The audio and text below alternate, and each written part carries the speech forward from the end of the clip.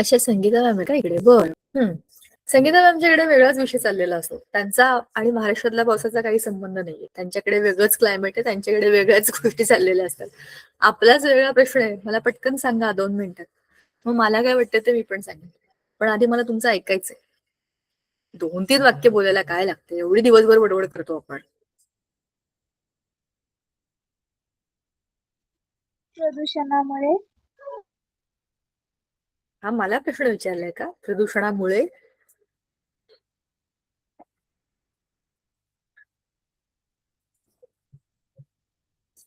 तुझं उत्तर जे काय जरा एक्सप्लेन तरी कर. पावसाला काय वाटत असेल असा प्रश्न आहे ना. प्रदूषणामुळे हे उत्तर असू शकतं का? सांग बरं. नाही. मग थोडंसं मॉडीफाय करावं लागेल. मुद्दा आहे तो, पण तो मुद्दा आहे छोट्यासा एका शब्दातला, उत्तर नाहीये. ह्यांना आपल्या अभ्यासाचा वेळ कमी होतोय. तुम्हीच मला त्याचं उत्तर पटकन द्यायला हवंय.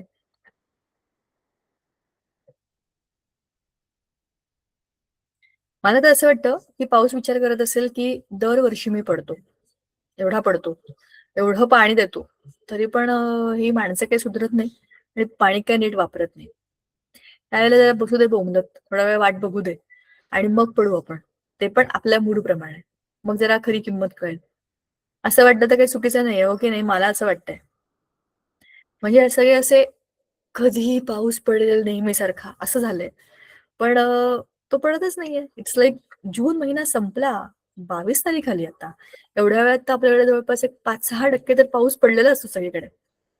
पण यावेळेला मे पण असाच गेला, नाही तर मागच्या वर्षी मे महिन्यातच पावसाळा सुरू झाला होता. पण ठीक आहे. असं होऊ शकतं. आणि हीच निसर्गाची मॅजिक आहे. निसर्ग आपल्याला खूप साऱ्या गोष्टी शिकवतो. चला आपण जाऊया आपल्या टॉपिककडे.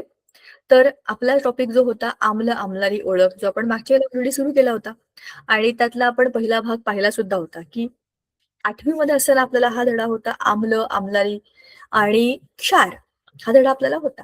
त्याची टेस्ट करण्याकरता आपण लिटमस पेपर वापरू शकतो किंवा नैसर्गिक इंडिकेटर वापरू शकतो. त्याच्यामध्ये फुलं वापरू शकतो किंवा फिनॉक्थिलिन, मिथाइल ऑरेंज, मिथाइल रेड अशा केमिकल इंडिकेटर्सचा पण आपण वापर करून घेऊ शकतो आणि बघू शकतो की दिलेला पदार्थ हा ऍसिडिक आहे का बेसिक आहे, म्हणजे आम्ल आहे का आम्लरी आहे. लाल आणि निळ्या रंगाच्या लिटमसच्या टेस्टला आपण मागच्या वेळेला बघितलं होतं. आपण चित्र काढून पाहिलं होतं की हा असा बदलला, बरोबर? पण आता एखादा पदार्थ आम्ल आहे का आम्लारी आहे एवढंच आपण फक्त चेक करण्याकरता इंडिकेटर आणि मग न्यूट्रलायझेशन एवढा फक्त सुरुवातीचा एक कसा तो शॉर्ट असतो की नाही प्रोमो, तेवढाच फक्त पाहिला होता. पिक्चरच्या पुढचा भाग आता आहे या वर्षी आपल्याला. आम्ल आणि आम्लारी आहे म्हणजे नक्की काय आहे? ह्याचा पुढे मागे काही संबंधच नाहीये. ते आपल्याला यावर्षी आहे की तो पदार्थ आम्ल आहे म्हणजे त्याच्यामध्ये काय आहे, आम्लारी आहे म्हणजे काय आहे. तर ह्याचा टेबल आपण मागच्या वेळेला सोडवला होता. आपल्या पुस्तकामध्ये H+, H+, असलेल्या सगळ्या वस्तूंना आपण ऍसिड, OH-OH-OH- असलेल्या गोष्टींना आपण आम्लारी असे 2 ग्रुपमध्ये टाकलं होतं. आणि ज्या खालच्या पदार्थांमध्ये संयुगांमध्ये H+ पण नव्हता आणि OH- पण नव्हता, त्या सगळ्यांना आपण म्हणालो होतो क्षार, बरोबर? तर हे आपण मागच्या वेळेला ऑलरेडी केलेलं. आता हे आम्ल म्हणजे कसे, तर ही सगळी आपली सेंद्रिय आम्ल जे आपल्या खाण्यापिण्याच्या पदार्थांमध्ये असतात, त्याच्यामुळे आपल्याला काही त्रास होत नाही. ही सगळी ऑर्गॅनिक ऍसिड्स असतात, नॅचरली बनतात. फळांमध्ये असतात, इडलीमध्ये असतात, त्याच्यामुळे त्यांना एक नैसर्गिक असा आंबटपणा आलेला असतो.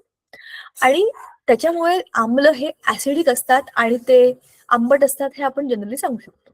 पण लॅबमध्ये जे असतात, ज्याला आपण इनऑर्गॅनिक ऍसिड म्हणतो, म्हणजे असेंद्रिय आम्ल, जे स्ट्रॉंग ऍसिड्स असतात, त्यांना आपण खाऊ शकत नाही, त्यांचा आपण वास घेऊ शकत नाही आणि त्यांना आपण टेस्ट पण करू शकत नाही.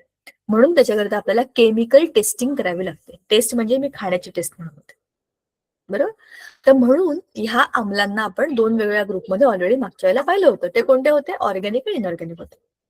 पण ह्याच बरोबर ज्या काही आम्लरी असतात त्या सुद्धा निसर्गतः ज्या आम्लरी आपल्या आजूबाजूला असतात, चुना असतो, मातीमध्ये पण खूप सारे खडक असतात असे पांढऱ्या रंगाचे, ज्याच्यामध्ये आम्लारीचं प्रमाण जास्त असतं, बरोबर? तर ह्या निसर्गामध्ये असलेल्या आम्लारी पदार्थ आहेत हे सगळे. पण जेव्हा आपण ते लॅबमध्ये बनवतो तेव्हा त्याच्यामध्ये त्याचं कॉन्सन्ट्रेशन परत ते इनऑर्गॅनिक आम्लारी म्हणता येतील आपल्याला, NaOH सॉरी किंवा KOH हे सगळे आपण लॅबमध्ये बनवतो आणि त्याचा वापर आपण वेगवेगळ्या गोष्टींसाठी करून घेतो. आम्ल म्हणजे काय आणि आम्लारी म्हणजे काय हे झालं जनरल त्याच्या खुणा. आम्लारी आपण हातामध्ये घेतले की हाताला मऊ लागतात, गुळगुळीत लागतात आणि त्यांचा फेस बनतो आणि ते असे कडवट तुरट असे काहीतरी लागतात. अशा सगळ्या पदार्थांना आपण आम्लारी म्हणू. पण सगळ्याच गोष्टींना आपण टेस्ट करू शकत नाही. जसं साबण कसं लागतं जरा खाऊन बघू आज लक्सचा साबण, उद्या मी हमाम खाऊन बघतो, हमाम बिमाम तर आमच्याकडे येतच नाही. नीम साबण खाऊन बघतो. परवा जरा तो कोणता आलाय नवीन मार्केटमध्ये, रेक्सोना बिक्सोना काय तुम्हाला वाटेल ती नावं घ्या, पतंजलीचा घ्या, कुठलंही घ्या. आज हा साबण खातो उद्या तो साबण खातो असं आपण म्हणू शकत नाही. साबण आपण खाऊच शकत नाही. तो काही खाण्याच्या पदार्थामध्ये येत नाही, तो वापरण्याच्या पदार्थांमध्ये येतो आणि त्यातनंच कधीतरी आपल्याला कळतं चुकून तोंडात गेलं की शी कसा घाण लागतो. वास तर गुलाबासारखा येतोय पण लागतोय काहीतरी वेगळाच, कारण तो इसेन्स आहे, तो सुगंध वेगळ्या गोष्टीसाठी आहे पण त्याच्यामध्ये काही खरे गुलाब नाहीयेत आणि असलं तरी पण ते काही खाण्याजोगे नाहीयेत. सांगायचा मुद्दा ह्या त्याच्या गुणधर्मांना आपल्याला जनरली माहिती असतात. पण जेव्हा आपण हा टेबल सोडवला होता, तुमच्या लक्षात असेल तर बघा, आपण हा टेबल सोडवला होता आपल्या पुस्तकातला.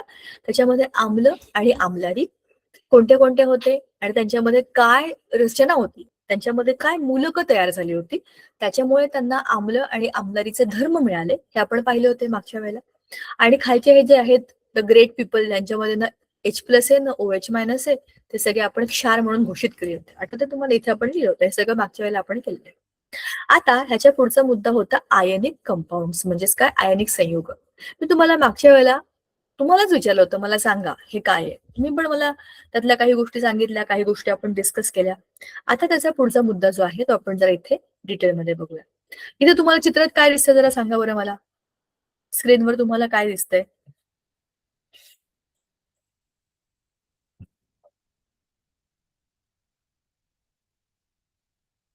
मुलींनो पटकन बोला.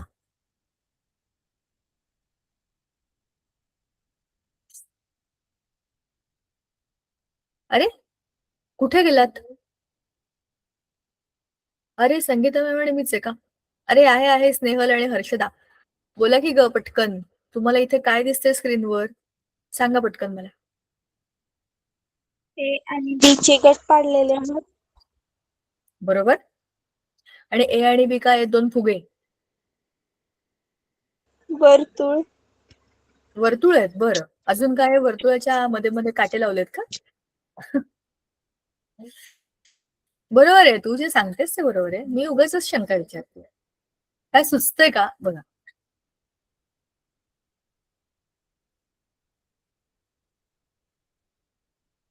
हे दोन अणू वाटत नाहीयेत का? कोणत्याही अँगलने अणू वाटत नाहीयेत तुम्हाला? मी अणू म्हणूनच काढलेत ते. अणूची येस मॅम. संरचना मागच्या. आता बघा चला, आता हा ए आणि बी हे दोन वेगवेगळे अणू काढलेत मी.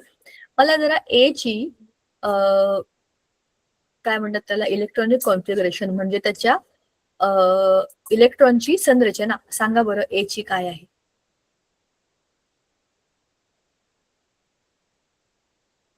पहिल्या कक्षेमध्ये किती इलेक्ट्रॉन आहेत? दोन. दोन. दोन. दुसऱ्या कक्षेमध्ये किती इलेक्ट्रॉन आहेत?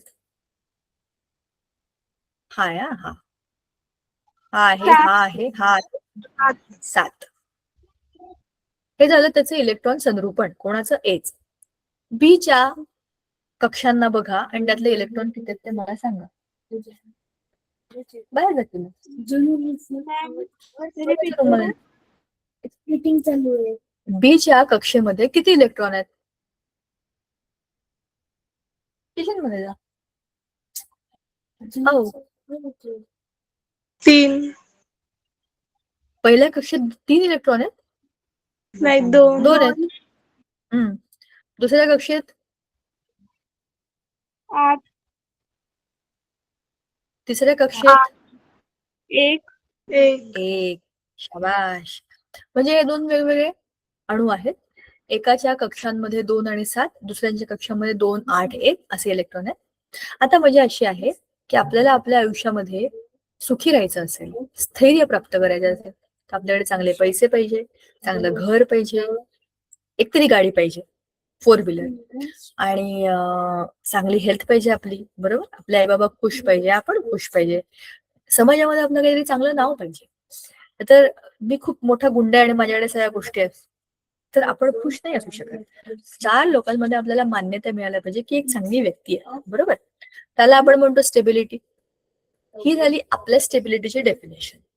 पण ऍटम्सच्या बाबतीत स्टेबिलिटी म्हणजे काय? त्यांना त्यांच्या आयुष्यामध्ये एकच ध्येय, अष्टक पूर्ण करायचं. अष्टक म्हणजे बाह्यतम कक्षेमध्ये 8 इलेक्ट्रॉन आणायचे, बरोबर. आता जेव्हा आपण अणू असतो तेव्हा आपण कसे असतो? लहान असतो आपण, तेव्हा छोटे असतो, बरोबर की नाही.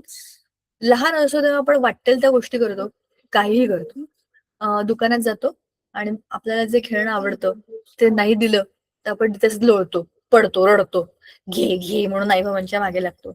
आणि मग आईबाबा शेवटी रागवतात, बोलतात, म्हणतात 4 लोकांसमोर पोरगं वाभाडं काढते, घेऊ दे एकदाच, आणि घेऊन देतात. आपण खूप लहान असतो तेव्हा हे सगळे सगळे नाटकं आपल्या घरामध्ये खपतात. मला हे नको, मला ते नको, मला हे नाही खायचं, मला ती भाजी नाही आवडत. ही सगळी नाटकं लहान असतानाच आई बाबा पूर्ण करतात. जसं आपण थोडेसे मोठे होतो, म्हणजे 3-4 वर्षाचे असेपर्यंत जेमतेम हे सगळं होतं. थोडेसे आणखीन मोठे होतो, आपण शाळेत जातो, प्री स्कूलमध्ये वगैरे, तेव्हा समजतं की ह्या गोष्टी घरातल्या इथे चालत नाही. घरामध्ये आपण म्हणतो मी टीव्ही समोरच बसणार आणि मला हेच कार्टून बघायचे, मी हेच बघणार, आणि आपण तेच बघतो.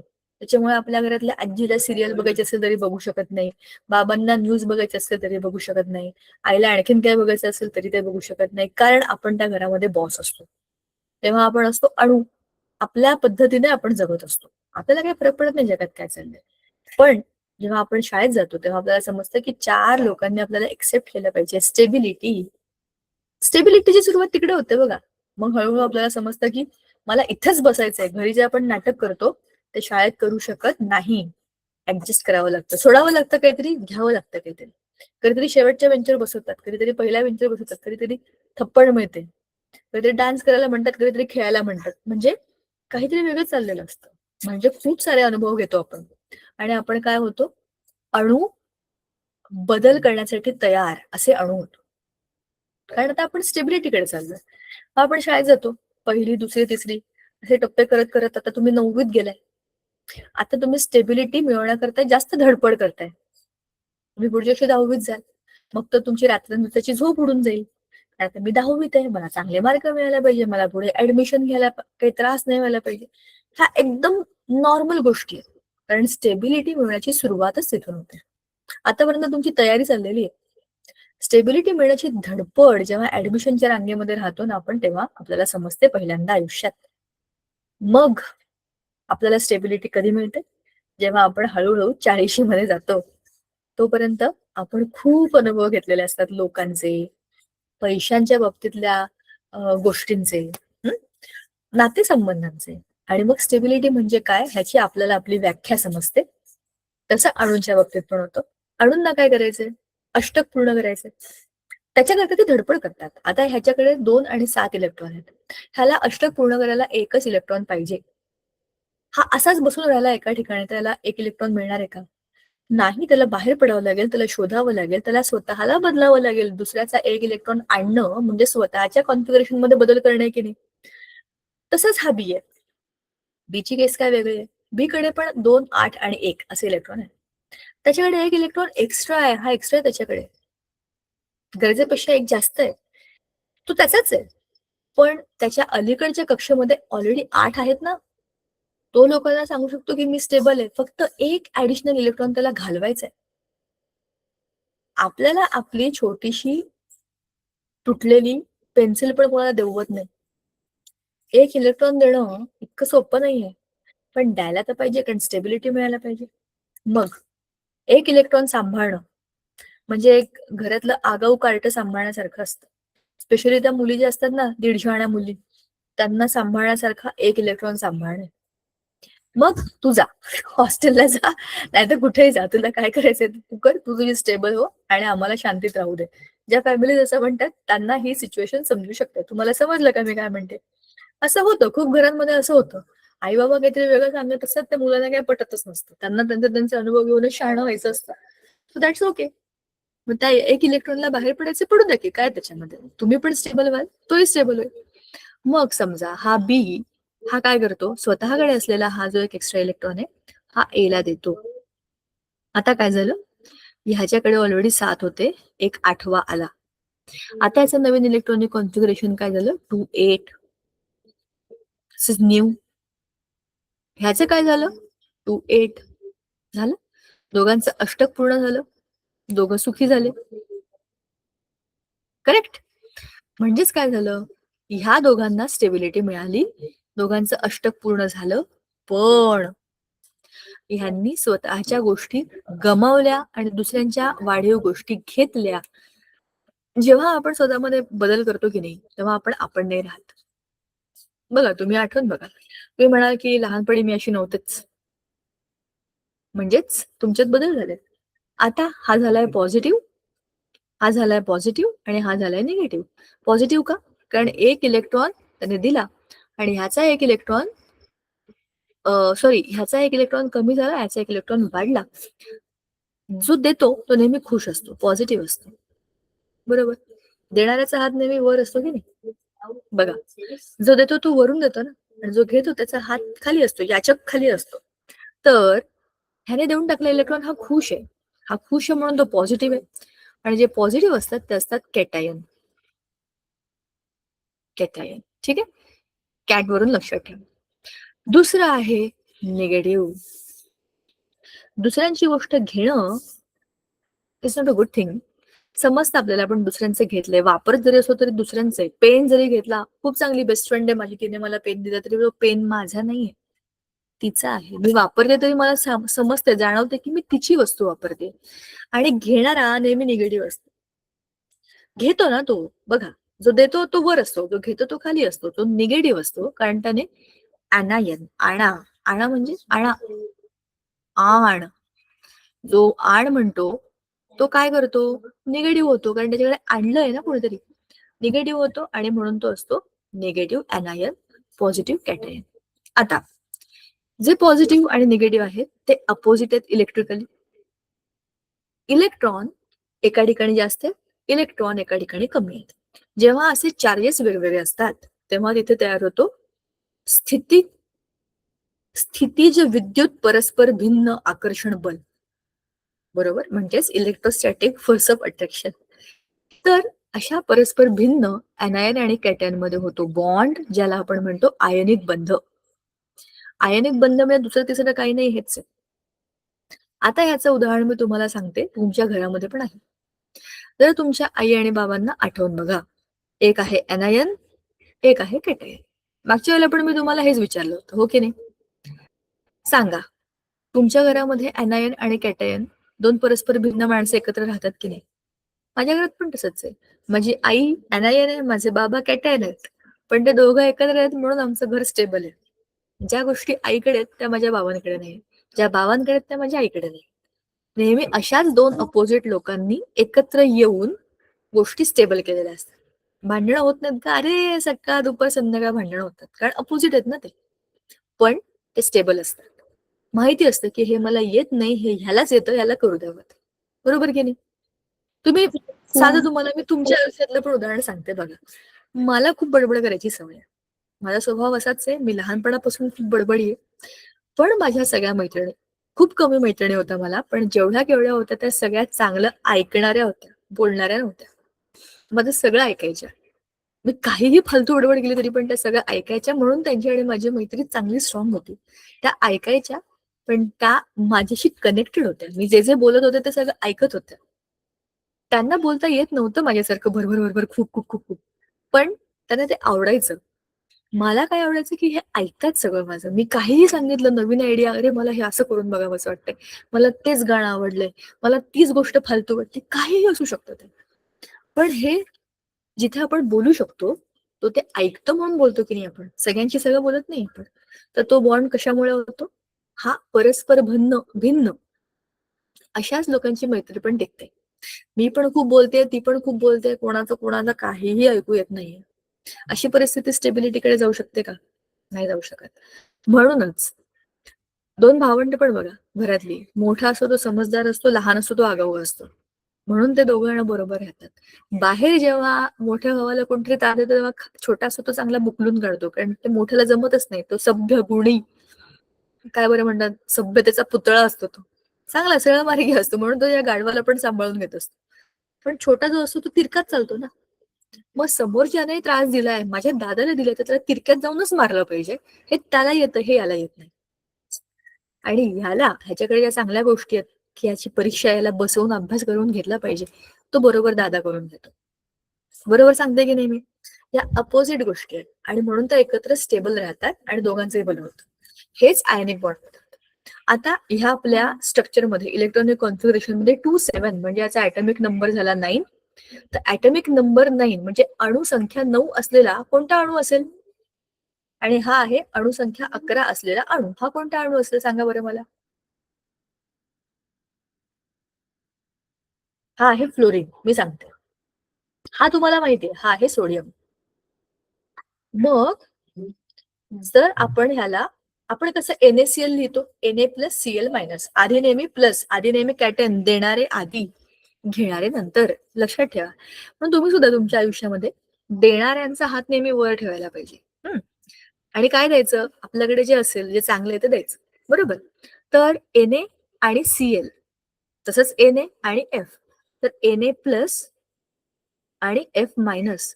तर आता आपल्याकडे 2 वेगवेगळे ए आणि बी नावाचे आपण जे घेतलेत अणू, त्याच्यामध्ये आपण याला काय लिहिणार?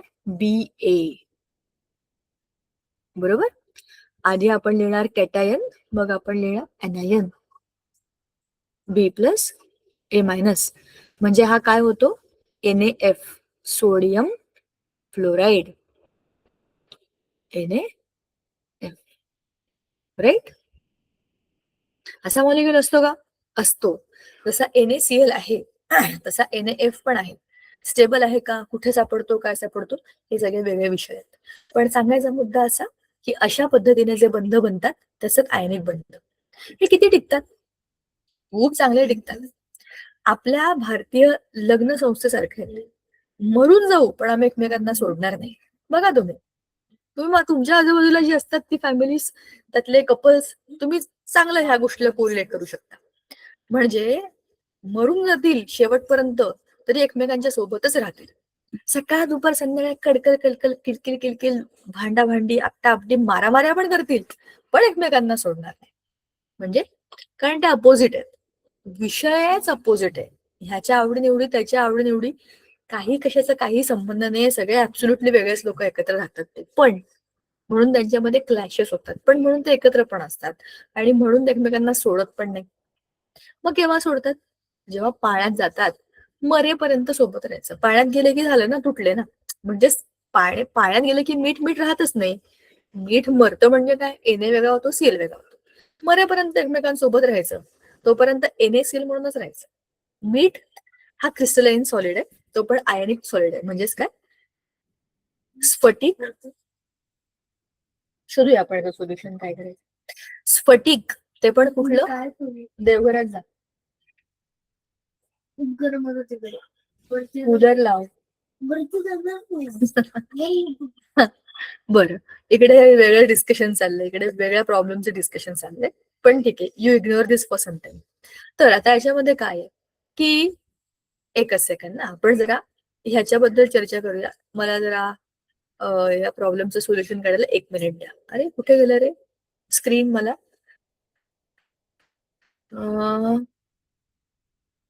ओके, हा आली 1 मिनिट.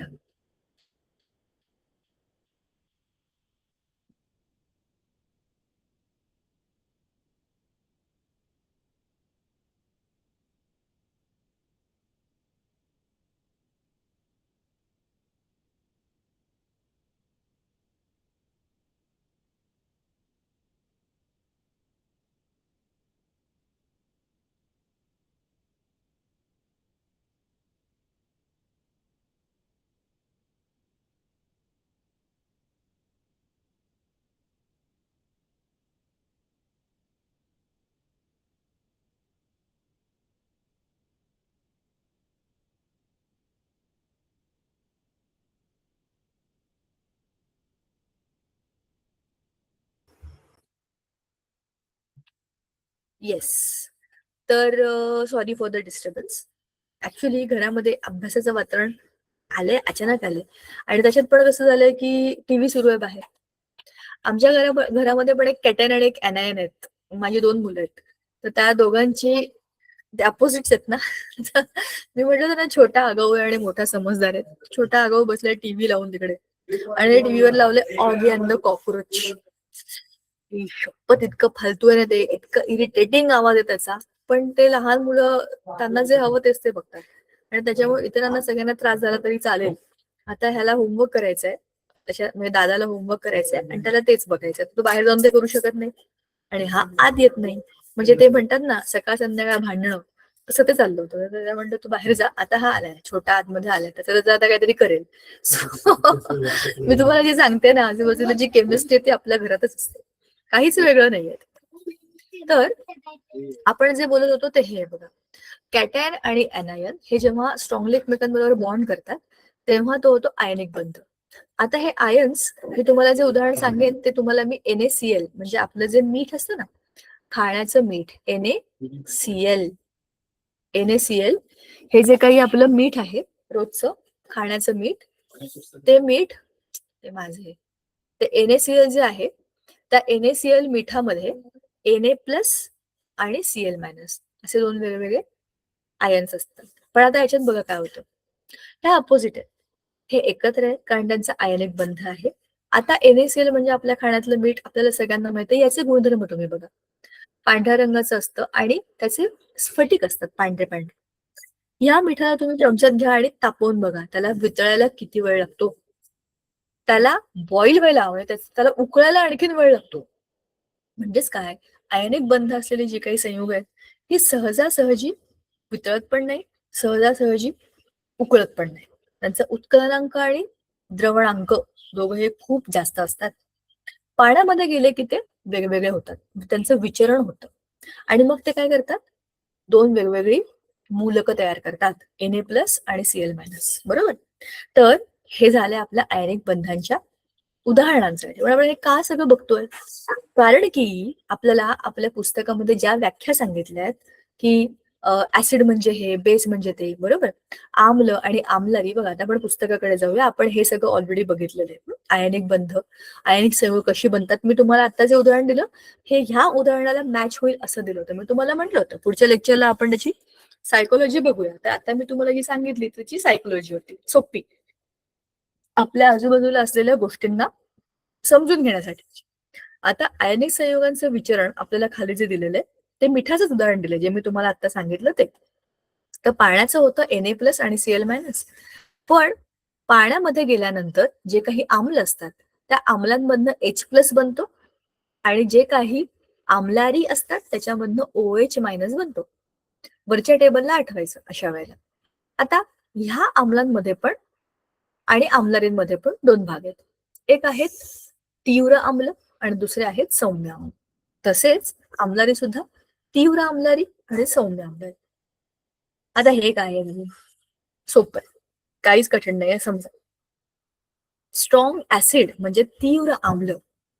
माझ्या वर्गामध्ये मला कबड्डी खेळणाऱ्या टीम मध्ये माझ्या वर्गातल्या एका मुलाला पाठवायचं. आमच्या शाळेची टीम चालली आहे, कबड्डीची मॅच, दुसऱ्या शाळेवर आंतरशालेय स्पर्धा आहे कबड्डीची. माझ्या वर्गातनं मला एक प्लेअर द्यायचा, पहिल्या बेंचवर बसणारा, अभ्यासात पहिला नंबर येणारा ढापणा मुलगा, असा बारकासा. त्याला पाठवू का मी त्या टीम मध्ये कबड्डी खेळायला? No ma'am. का बरं? का? कारण तो खूप बारका आहे. त्याच्यात ते पोटेन्शियलच नाहीये. म्हणजेच काय, त्याच्यामध्ये ती शक्ती नाहीये. तिथे जे करायचंय ते करण्याची शक्ती पाहिजे. आता तिथे काय करायचंय, धोपटून काढायचंय. मला लवचिक अंग पाहिजे, जे समोरच्या 4 मुलांना आउट करून परत येईल, किंवा मी तिकडे गेलो तर मला सुटून येता येईल, असा मुलगा मला पाहिजे. तिथे मला यात आमला आमदारीची डेफिनेशन सांगणारा मुलगा नकोय. हा मुलगा मी कुठे घेऊन जाईन? आंतरशालेय स्पर्धांमध्ये, जिथे अभ्यासावरती काहीतरी वक्तृत्व स्पर्धा आहे, किंवा डिबेट कॉम्पिटिशन, डिबेटला काय म्हणतात, वादविवाद स्पर्धा, अशा स्पर्धा आहेत. अशा ठिकाणी हा मुलगा त्याचं पोटेन्शियल वापरू शकतो. त्याच्यामध्ये असलेलं पोटेन्शियल काय आहे की त्याला त्याच्याकडे असलेलं ज्ञान दाखवायचं. पण जो माझ्या वर्गातला लास्ट बेंचवरचा मुलगा आहे, जो ज्याला पूर्ण वर्ग घाबरतो, त्याला मी कबड्डीच्या टीम मध्ये पाठवू शकते की नाही? चांगला धोपटून काढेल तो. टीम मधल्या कोणालाही काही चिटिंग केली, काही केलं तर तो जाऊन मारू शकतो. म्हणजेच काय, तो आपल्या शाळेला प्रेझेंट करण्याकरता बेस्ट माणूस आहे. बरोबर की नाही? तर तीव्र आम्ल म्हणजे काय? असे जे पटकन आणि खूप मोठ्या प्रमाणामध्ये H+ आयन देतात, पूर्णपणे विचलित होतात आणि खूप मोठ्या प्रमाणामध्ये H+ देतात. ते सगळे काय असतात? तीव्र आम्ल असतात. आता तुम्ही उदाहरण घ्या HClचं किंवा HBrचं. ह्याच्यामध्ये 50% H+ आहे. HCl 50% H, 50% Cl. त्याच्या रेणुसूत्रामध्ये 50-50% दोघच जण आहेत. आता याच्यामध्ये बघा, H+ वेगळा आणि NO3 हे मूलक वेगळं. ह्याच्यामध्ये ह्या सूत्रामध्ये H+ पटाकन निघून जातो. NO3 बरोबर त्याचा जो बॉन्ड आहे तो स्ट्रॉंग आहे, पण पाण्यात गेला की सुटला, तो H+ निघाला. H2SO4 मध्ये पण तसंच आहे. 2 H+ मिळतात एका रेणूमध्ये, जास्त प्रमाणामध्ये, जास्त फास्ट. मग तिथे तो कबड्डी खेळण्याकरता मला शेवटच्या बेंचवरचाच मुलगा न्यायला पाहिजे, कारण तो माझा स्ट्रॉंग ऍसिड आहे. सौम्य आम्ल, सौम्य आम्लाची केस तर वेगळीच आहे.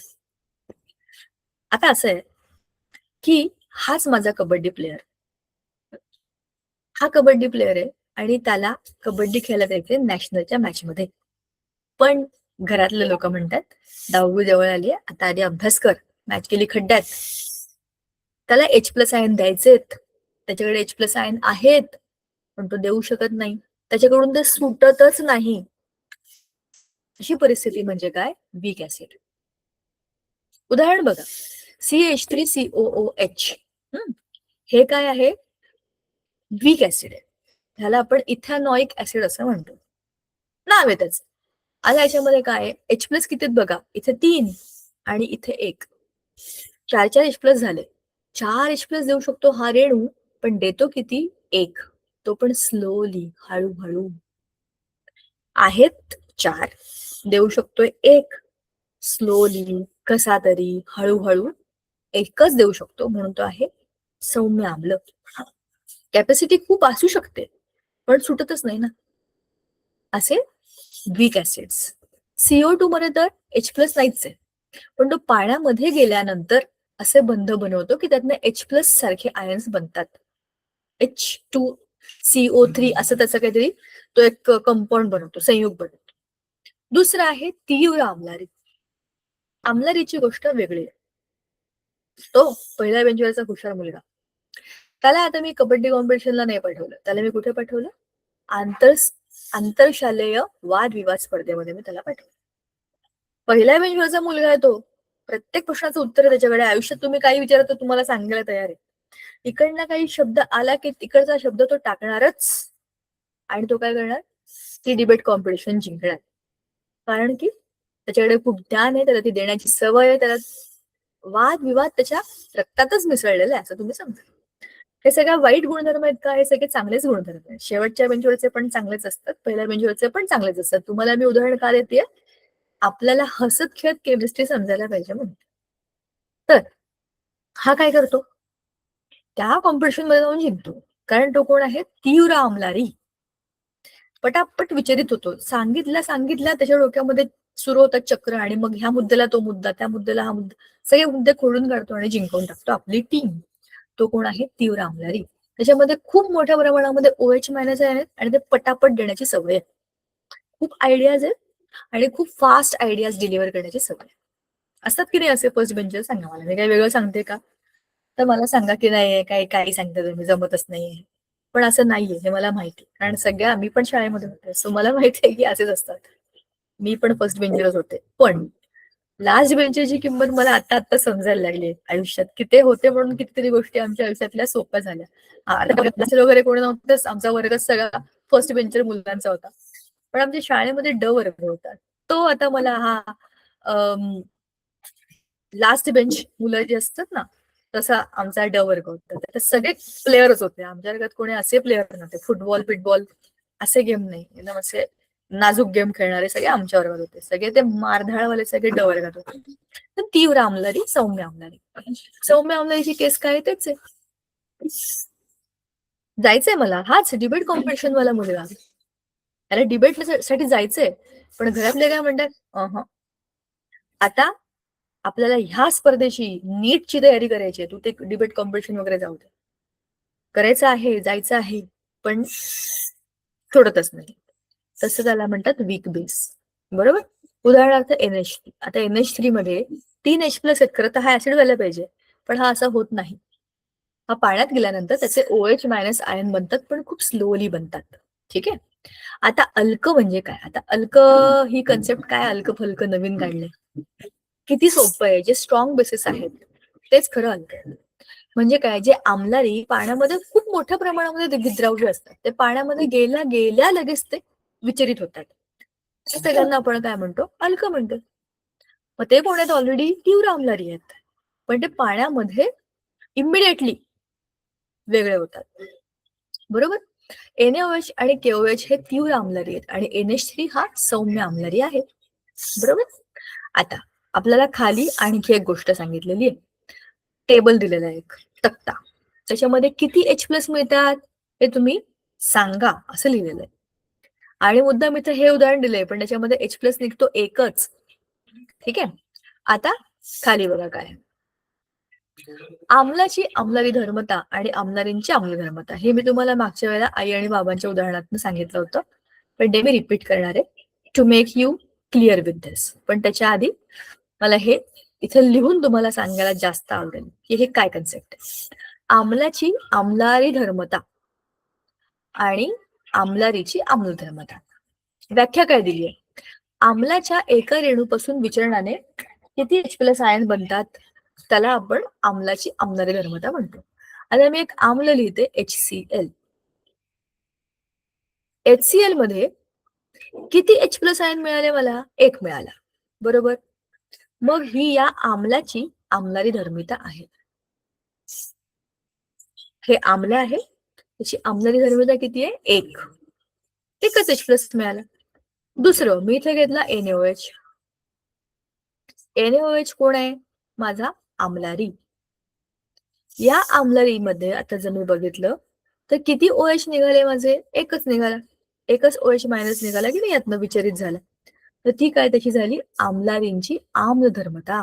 हा याचा आम्लधर्म. मग आता हे काय आहे, आम्लारीचा आम्लधर्म कशाला, आम्लारी धर्म का नाही, किती आम्लारी आहे त्याच्याकरता pH आहे ना आपल्याकडे, किती प्रमाणामध्ये आम्लारी आहे, तो तीव्र आहे का सौम्य आहे, हे आपण वरती पाहिलंय.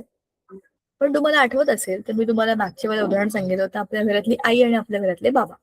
आई आम्ल ऍसिड आणि बाबा बेस, असं उदाहरण जर आपण घेतलं, मी तुम्हाला काय सांगितलं होतं, आई आपली कशी असते, साधं एक साधी गोष्ट जरी घ्यायची असली घरात तर ती 2 लोकांना विचारून घेते, बाबांना विचारते, सासूबाईंना विचारते, कधी कधी आपल्याला पण विचारते, घेऊ का, करू का, हे करू. ती स्वतः करू शकत नाही का, करू शकते, पण ती आपल्याला विचारून करते खूप साऱ्या गोष्टी.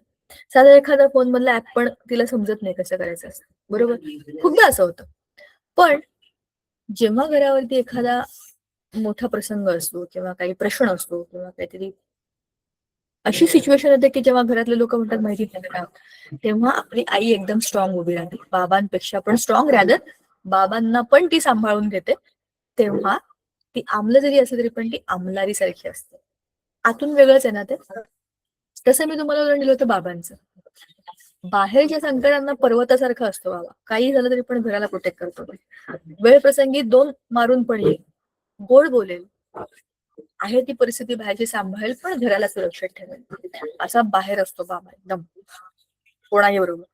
पण घरात आला आणि स्पेशली त्याच्या मुलीसमोर असला तर मी तुम्हाला सांगितलंय, असे 2 पोनी काय बांधतात, नेल पॉलिश काय लावतात, मुली गळ्यातले बिळ्यातले घालतात बाबांना, ते बाबा घालून घेतात. कोणी म्हणेल हा माणूस बाहेर जाऊन ठोकून येऊ शकतो, घरामध्ये कसा असतो हे एकदम वेगळा, बाहेर कसा असतो एकदम वेगळा. तर हे आम्लाची आम्लारी धर्मता आणि आम्लारीची आम्लधर्मता. आम्लारी आहे बाबा म्हणजे स्ट्रॉंग आहे एकदम, काय म्हणतो आपण त्याला, स्ट्रॉंग आणि एकदम काय जे येईल त्याला डॅशिंग. पण तो डॅशिंग बाबा त्याच्या मुलीसमोर डॅशिंग नसतोच. एकदम सॉफ्ट असतं. आणि आई आई घरामधली ऍसिड असते, सगळ्यांना बोलते, ह्याला बोलते, त्याला बोलते, पण सिच्युएशनली किती पहाडासारखी उभी राहते. सो ह्या दोघांमध्येही एकमेकांचे गुणधर्म आहेत. आम्लामध्ये आम्लारी धर्मिता आणि आम्लारीमध्ये आम्लारी धर्मिता आहे, हे आपल्या आयुष्यामधल्या उदाहरणांमधून तुम्ही समजून घ्या. असं का आहे? कारण आम्लाची आम्लधर्मिता आपण पीएच वरून चेकच करणार आहे. किती प्रमाणात आम्ल आहे पीएच स्केलवर बघा. 0 ते 7 मध्ये 1 असेल तर खूपच स्ट्रॉंग आहे, 7 असेल तर ते न्यूट्रलच आहे, ऍसिड नाहीच आहे, 6 असेल तर सौम्य आम्ल. हे आपल्याला शोधता येऊ शकतं त्याची आम्लता किती आहे. बरोबर. तसंच आम्लरीचं पण त्या 7 ते 14च्या पट्टीमध्ये सगळेचे सगळे जे आहेत ते कोण आहेत? आपले आम्लारी आहेत. 14 असेल तर खूपच भयंकर आम्लारी आहे, आणि 8-9 म्हणजे ते आता आम्लारीकडे चाललेले आहेत. बरोबर. असा आपला अभ्यास आपण ऑलरेडी केला होता. आता दुसरा मुद्दा जो आपण बघणार आहे तो आहे आम्ल आणि आम्लारींची संहती, कॉन्सन्ट्रेशन. आता तुम्हाला मी एक उदाहरण सांगते. आपण हॉटेलमध्ये जातो आणि आपण लिंबू खातो. जेवण झालं की ते लिंबू देतात ना. मी पण एकदा असं केलं होतं. मग ते काय ते पनीर बिनीर बकवास भाज्या रोट्या बिट्या ते किती ऑइली असतात ते. असं नुसतं टप टप टप टप टप टप बटर, त्या बटर रोटीवरून पडत होतं. तर बाहेर बिहेर गेलं ना, बाहेरचं तेल आणि मसाले बिसाले खाल्ले ना, की काहीतरी आपण पाचक खाल्लं पाहिजे. आपल्या घरातलं ताजं, स्वच्छ, छान जेवण असतं. शुद्ध सात्विक व्हेजिटेरियन फूड. बाहेर जरी आपण खाल्लं शुद्ध सात्विक व्हेजिटेरियन, तरी पण आपल्याला माहिती असतं की हे घरासारखं नाही. बरोबर की नाही? तर आपण बाहेर जातो, जेवतो. तर हॉटेलमध्ये गेल्यावरती मी सुद्धा असं सगळं काय काय खाल्लं होतं. आणि काय त्याच्याबरोबर काय स्टँडर्ड मध्ये काहीतरी असतंच ते मसाला पापड तळलेली आणि त्याच्यावरती ते कांदा टोमॅटो बिमॅटो. म्हणलं ठीक आहे, असं बरेच काही काही खाल्ले आपण, तर लिंबू खाल्ला पाहिजे. लिंबू पाचक आहे सगळ्यात चांगला. मीठ बीट लावलं आणि लिंबू खाल्ला, छान लागत होता. दुसरा घेतला, तसा चांगला पिकलेला असा पिवळ्या रंगाचा असा मस्त त्याला रसाळ लिंबू होता, छानपैकी. आणि देतातच ना ते कांदा लिंबू बिंबू देतात. तर 2-3 लिंबाच्या फोडी खाल्ल्या आणि छान वाटत होतं, म्हणून आणखी एक खाली तर मला घशाला जाणवायला लागलं. का बरं असं झालं असेल?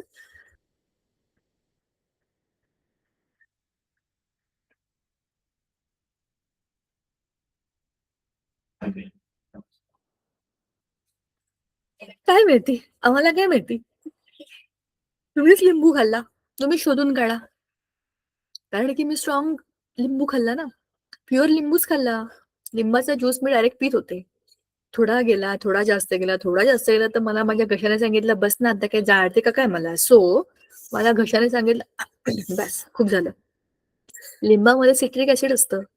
डायरेक्ट मी लिंबू खाल्ला पिळून, त्याचा जो रस होता तो चावून चावून खाल्ल्यामुळे माझ्या गळ्यामध्ये काय गेलं? तीव्र आम्ल. जरी सिट्रिक आम्ल, तरी पण ते प्युअर प्यायले ना मी. आणि तर तोच काय 2-3 लिंबू चिरून मी पाण्यामध्ये दाबून नुसतंच पाणी केलं, त्याचं लिंबू पाणी केलं. तर 3 लिंबू मी पिऊ शकते एका वेळेला. कारण की मी त्याला त्याची तीव्रता कमी केली, सौम्य केलं त्याला. त्याच्यामध्ये डायल्यूट केलं. सौम्य केलं म्हणण्यापेक्षा मी त्याला काय केलं? डायल्यूट केलं. म्हणजेच काय केलं? प्युअर आणि डायल्यूट. बरोबर. जे दूध गायीकडून येतं त्या दुधामध्ये भेसळ नसते. ते गाईचं दूध असतं, ते शुद्ध दूध असतं. पण तेच मी आता विकायला दिलं, तर मी त्यात थोडंसं पाणी मिक्स करणार ना, सगळेच करतात ना. तर याचा अर्थ काय? त्याच्यामध्ये मी काहीतरी दुसरा पदार्थ घातला, त्याच्यामुळे त्याचं कॉन्सन्ट्रेशन कमी झालं. बरोबर. तर त्याला आपण संहत आणि विरल असे 2 शब्द वापरतो. संहत आम्ल म्हणजे कॉन्सन्ट्रेटेड HCl. जमिनीवर टाकलं, जमिनीला खड्डा पडेल. पण त्याच एका मोठ्या कंटेनरमध्ये 1000 ml पाण्यामध्ये मी 10 ml जेवढंच कॉन्सन्ट्रेटेड HCl टाकलं, तर त्याचे मी 2-4 थेंब जरी टाकले तरीही काहीही होणार नाही त्या जमिनीला. कारण की ते आता मी विरल द्रावण केलेलं आहे. बरोबर. म्हणजेच काय आहे, त्याच्यामध्ये किती प्रमाणामध्ये आपलं आम्ल आहे किंवा आम्लारी आहे याच्यावरून त्याची संहती ठरते. आता त्याला व्यक्त करण्याकरता तुम्ही किती संहती आहे हेच सांगणार. तर त्याच्याकरता आपण काही एककं वापरतो. बरोबर. त्याच्यामध्ये काय आहे, 1 लिटरच्या आकारमानामध्ये विरघळलेल्या स्थितीमध्ये द्राव्याचे किती ग्रॅम आहेत. आणि दुसरं एकक म्हणजे काय, 1 लिटर आकारमानामध्ये विरघळलेली द्राव्याची मोल मध्ये व्यक्त केलेली राशी, म्हणजेच काय, मोलॅरिटी. एक आहे मोलॅरिटी आणि दुसरं काय आहे, एका ग्रॅम म्हणजे एका लिटरमध्ये किती द्रव्य आहे त्याचं वस्तुमान, ह्या दोन गोष्टी. आता समजा आपण घेऊया उदाहरण मिठाचं. हा, उदाहरणार्थ NaCl 1 मोल पर लिटर, ह्याचा अर्थ काय आहे? मिठाच्या प्रस्तुत द्रावणाची रेणुता किती? 1 मोलार. आणि 1 मोलार मीठ म्हणजे किती होतं? आपण काढलं होतं. सोडियम किती आहे? सोडियमचं वजन किती बघितलं होतं आपण? 11 22, बरोबर ना? 22च्या आसपास त्याचं वजन आहे आणि ह्याचं आहे 35.5. तर ह्याची जी काही मोलारिटी आहे ते याच्या वजन, ह्याचं एवढं जे वजन आहे ते 1 लिटर पाण्यामध्ये जेवढं असेल तशी ती मोलारिटी आहे, बरोबर की नाही? म्हणजेच काय आहे की आता बघा, आपल्याला इथे पाण्याचं दिलेलं आहे, आपलं मिठाचं दिलंय NaCl, त्याचं रेणू वस्तुमान किती दिलंय? 58.5. त्याच्यामध्ये क्लोरीन किती आहे? 35.5. आणि मग सोडियम किती झाला? ह्यातनं 35.5 वजा करा ना. 5 गेले 5 गेले, 5 6 7 8 23, बरोबर 23 आहे. त्याचं 11 आणि 11 22 खरं, पण त्याच्यामध्ये एक न्यूट्रॉन जास्त असतो, सो 23 आहे त्याचं अणुवस्तुमान आहे. कोणाचं? सोडियमचं. म्हणजेच काय? एवढं ग्रॅम 1 लिटर मध्ये पाणी असेल, 1 लिटर पाण्यामध्ये मीठ असेल तर ते किती होईल? 1 मोलार होईल. 1 मोलार बघा, हे आपल्याला बघायचं. 58.5 ग्रॅम पर लिटर म्हणजे 1 मोलार. ग्रॅम मध्ये तुम्ही बघितलं तर ते किती येणार आहे? 117 ग्रॅम 2 मोल 2 लिटर मध्ये. त्याचं डबल केलं ना, 5 गुणे 10 11. म्हणजेच काय केलं तुम्ही? किती ग्रॅम? एवढं ग्रॅम 2 मोल 2 लिटर मध्ये तुम्ही हे बनवलं. 2 लिटर पाण्याचं तुम्ही कॅल्क्युलेट केलं, पण कसं केलं? त्याचं ऍक्च्युअल कॉन्सन्ट्रेशन 1 मोलार मध्ये एवढं येतं. असं तुम्हाला HCl आणि NaOH पण काढायचं. ते आपण पुढच्या वेळेला बघू. सोपं आहे, काहीच नाही. आपल्याला डायरेक्ट हे काढायचंय हे, आणि 1 लिटर मध्ये किती येईल तेवढं, 2 लिटर मध्ये किती येईल तेवढं कॅल्क्युलेट करून मल्टिप्लाय करून टाकायचं. द्रावणाचा सामू आपण ऑलरेडी मागच्या वेळेला पाहिला होता, यावेळेला डिटेलमध्ये आहे. मग युनिव्हर्सल इंडिकेटर आहे, वैश्विक दर्शक, आणि त्याच्यानंतर उरलेल्या गोष्टी आहेत, इलेक्ट्रोलिसिस ऑफ वॉटर वगैरे ह्या गोष्टी आहेत, म्हणजे पाण्याला तोडणे. हे सगळं आपण पुढच्या वेळेला बघूया. आज आपण इकडे थांबूया. धन्यवाद.